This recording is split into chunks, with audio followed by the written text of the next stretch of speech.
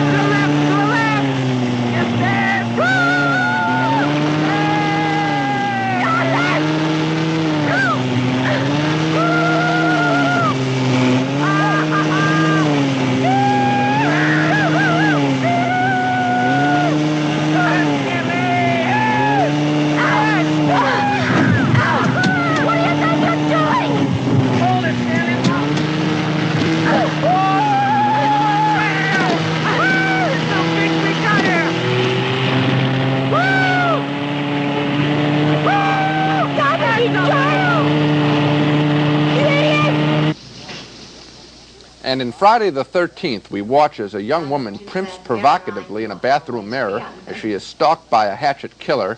This is yet another film connecting sex with violence. A film saying, act this way, young women, and you're asking for trouble. Hello?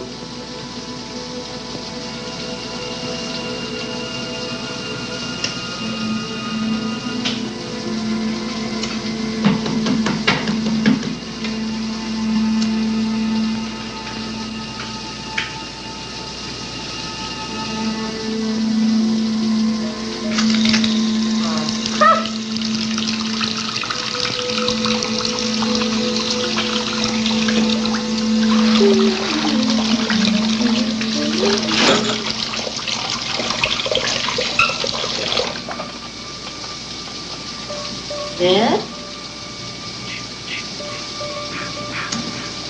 Hey, come on, you guys.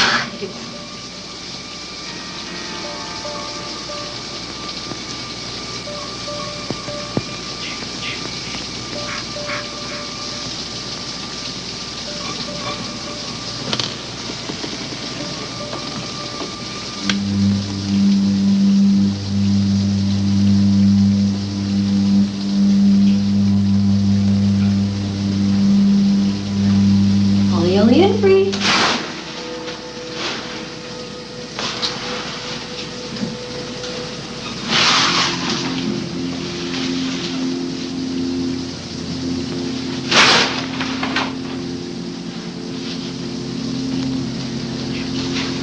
Must be my imagination.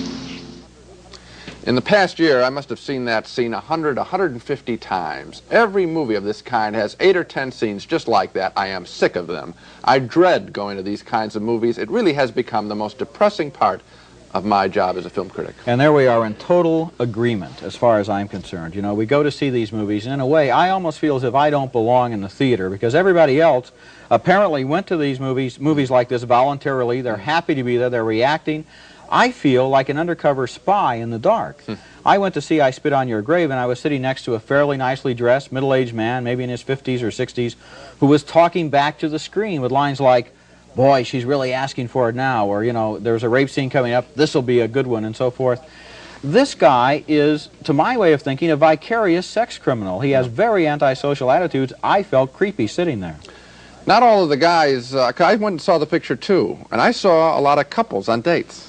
And that gets me worried about another thing. I know a lot of people are wondering, well, you know, people are going to see this film and imitate the behavior. Some people may. I don't know. But the majority of middle-class people are going to see these films. That's why they're such big hits. And I worry then about this idea, which is that when you view women constantly as sport, being stabbed, I think that's a sort of a sick notion that just sort of makes it's degrading. You view them as second class, that somehow this is acceptable behavior. You said before that all movies tend to argue in favor of the behavior that they show. These are women as sport, to be stabbed. I think that's a bad idea. You know, they outlawed bullfighting because it was cruel. I almost have some of the same feeling toward these kinds of films. These kinds of movies put some very bad ideas in society in the context of entertainment, yes. You know, Gene and I had some long discussions before we decided to do this special program on women in danger in the movies. And frankly, we worried about whether additional publicity for these movies might simply help them out at the box office. We sure hope not. Our intention is to simply report on this trend and to warn unsuspecting people who might go to these films thinking they're merely good, old-fashioned horror films, the kind a lot of people used to enjoy. Because there is a difference between good and scary movies and movies that systematically demean half the human race. There is a difference between movies which are violent but entertaining and movies that are gruesome and despicable. There is a difference between a horror movie and a freak show. And a good example of that is the fact that both of us gave favorable reviews to a very scary 1978 horror film named Halloween. Now there must be people asking, how could we praise a movie like that and now say these other movies are so terrible? Well, here's a scene from Halloween. It's got the same basic situation as all the women in danger movies have. There's a woman alone in a big house. She's being chased by a killer. But let's look at it first and then talk about some of the differences. I'm going to take a little walk. It's the boogeyman. I'm scared. There's nothing to be scared of. Are you sure? How? I killed him. You can't kill the boogeyman. Get in there, come on, Tommy. Now lock the door.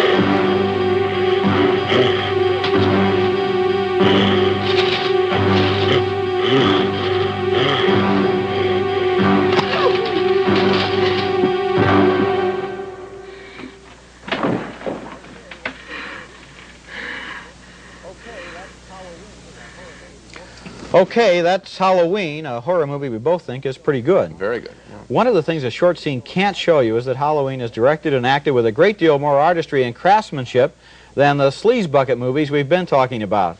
But there's another much more important difference. As you watch Halloween, your basic sympathies are always enlisted on the side of the woman, not with the killer. The movie develops its women characters as independent, intelligent, spunky, and interesting people. Halloween does not hate women. Yeah, you know, when I saw that scene, I must admit I wasn't really worrying about the woman as much as I was placing myself in that closet and thinking about that killer, how I would handle it. And I was also appreciating the fact that I think Halloween not only doesn't hate women, but it loves film and filmmaking. That music is just fabulous. The way he starts one theme, then lays another thing on top of it, keeping the other theme.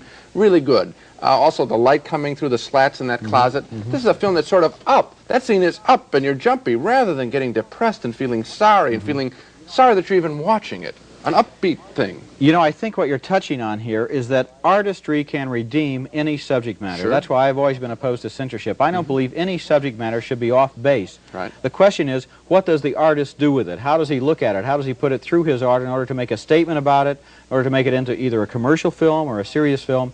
I believe that in the case of a movie like Halloween, we can engage in that joy of filmmaking that you talk about. That's not the case with the other films that really address themselves to the lowest possible common denominator. So we're not knocking scary pictures, no, per se, just a certain kind. And just to make the point one final time, differentiate the films we're talking about from something good like Halloween. The films that we're dealing with here don't have the artistry of Halloween.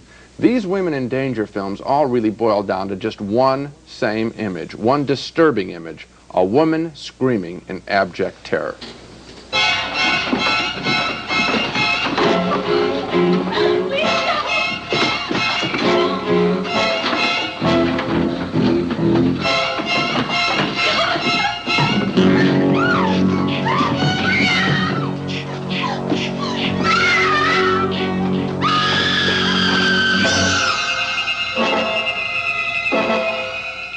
That's really the degrading essence of what's going on in these pictures, and in that one they even slow it down in slow motion. That's all that's about, is just that sick image of the woman cowering in a corner. As to what people can do about these films, this trend in the movies that we've been spotlighting, I think that people have to realize that the box office speaks louder than just two film critics. So if one of these films is around, if you have an idea that it might be around, stay away. Right, and how do you know which films to stay away from? Usually you can tell by the ads. R-rated, usually has a knife or a hatchet or an axe, a girl screaming, some guy in a hood. Yes. These movies are junk. Give them a pass. Okay, so much for this week's journey into sick movies. Next week the films have to get better. How can they be any worse? Next time we'll review 5 new films on sneak previews. Until then, we'll see you at the movies.